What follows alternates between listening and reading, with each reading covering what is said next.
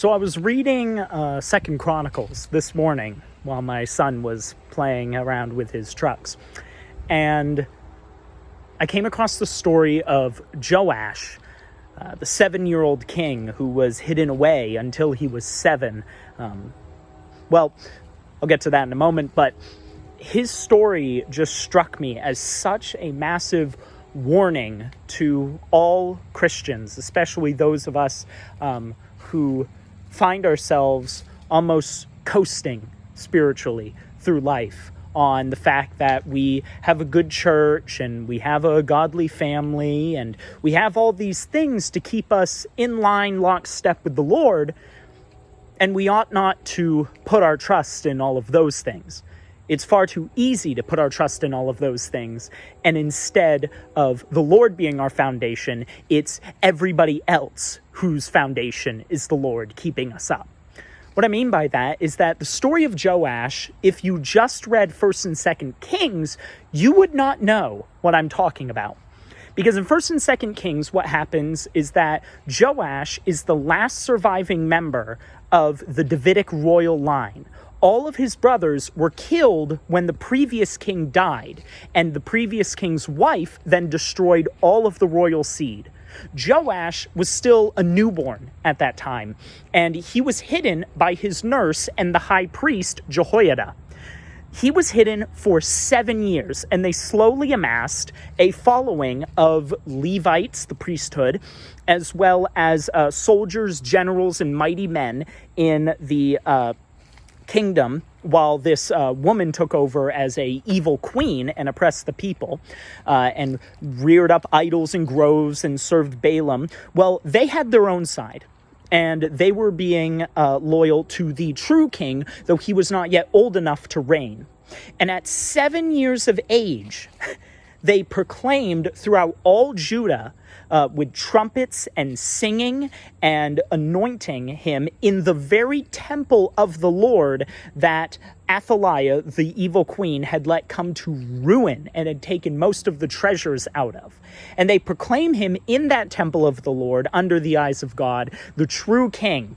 Athaliah hears all this commotion. She runs to the temple, and she finds out that one of the king's seed is still alive and has now been proclaimed king. She cries, "Treason, treason," and is then taken away out of the temple and slain, as well as the priests of Balaam and everybody who was loyal to her and all this paganism that was going on. And because of that, Joash began to reign at age 7, with Jehoiada being like a father to him, as he never actually knew his own father. And because his father figure was the high priest, he had the best teaching. He had the best advice. Jehoiada was an incredibly godly man who served the Lord all of his life. And he served the Lord so much, the Lord gave him a long life to teach Joash as he was growing up. Jehoiada didn't die until he was 130 years old. And it's said in 2nd Chronicles that up until Jehoiada's death, the king was lockstep with Jehoiada in serving God. You know, in 1st and 2nd Kings, it says that he actually repaired the house of the Lord and reformed Israel from all the paganism that had come into Judah, the southern kingdom. And everything seemed like this was going to be set up as Joash being one of the greatest kings Israel had ever seen. But his foundation wasn't in God. His foundation was in Jehoiada. Again, if you were just reading 1st and 2nd Kings, you would not know this, because you see all this good stuff. You see him rebuilding broken sections of the temple and fixing it up. You see him sacrificing to the Lord and removing all paganism out of Judah. And then at the end, it just kind of says, and a couple servants conspired against him and slew him, and his son reigned in his stead. And if you were just reading 1st and 2nd Kings, you would be heartbroken. Lord, why would you allow such a horrible end for a man who was so strong in the Lord? But then 2nd Chronicles gives us more context. You see, after Jehoiada died, his son Zechariah took over the position Jehoiada had, but even more so, he was also a prophet. After Jehoiada died, and Joash did not have him to listen to anymore, he started turning to advice through the princes of Judah. Now, we don't know much about these men. We don't know how old they were, and we don't even really know their names. But the fact is, we know that they were horrible, awful men. It started leaking into his mind and his theology. You know, he set up an idol here, a grove there, and eventually it was just full-blown paganism. In some ways, he had become just like the wicked king Ahab, who was actually his grandmother, Athaliah, the wicked queen, was the daughter of Ahab. Ahab's family had kind of infiltrated into the Judah kingdom and into that royal line. And so he had just kind of become like that other half of his bloodline. He just became another Ahab, another grove-rearing, idol-worshipping, pagan-worshipping man who oppressed the people. And as this was happening, you're wondering, what about Zechariah? What did he do about this? Well, Zechariah, Jehoiada's son, was a godly man. And he, as well as many other prophets, it said, tried to warn Joash as he was going down the wrong path. At one point, Zechariah simply told Joash from the Lord directly that because you have forsaken God, he has forsaken you. That is a harsh thing to say, but we have to remember that prophets only said exactly what the Lord had told them to say. He was relaying a message. He was telling him the truth of how far gone he truly was. And for this, Joash had Zechariah killed. He had him killed at the temple. The very place where God had ordained him to be king, the very place where he was hidden by the high priest, he has the high priest's son slain. And this godly man's blood spilt at the temple. That was how far Joash had gone in the years since Jehoiada had died. His foundation was not in the Lord, it was in Jehoiada and what he said. He respected him, but he didn't respect God truly. And I think that's an incredibly stark warning. We read at the end of 2 Chronicles that the Lord truly did forsake him.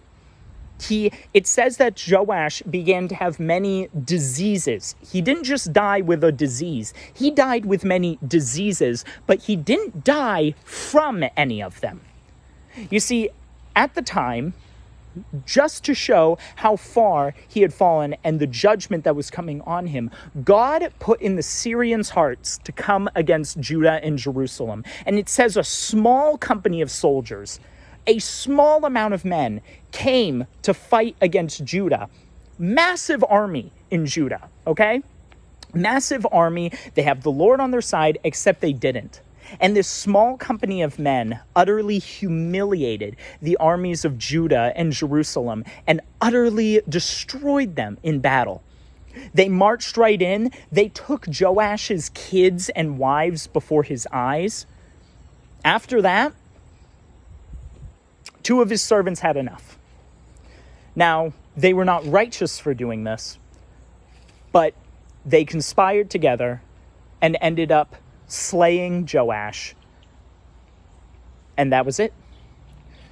The last thing we hear of Joash was that he was buried in Jerusalem, as all the kings of Judah were, and all the royal line of David was, but he was one of the few kings who was not buried in the sepulcher of the kings.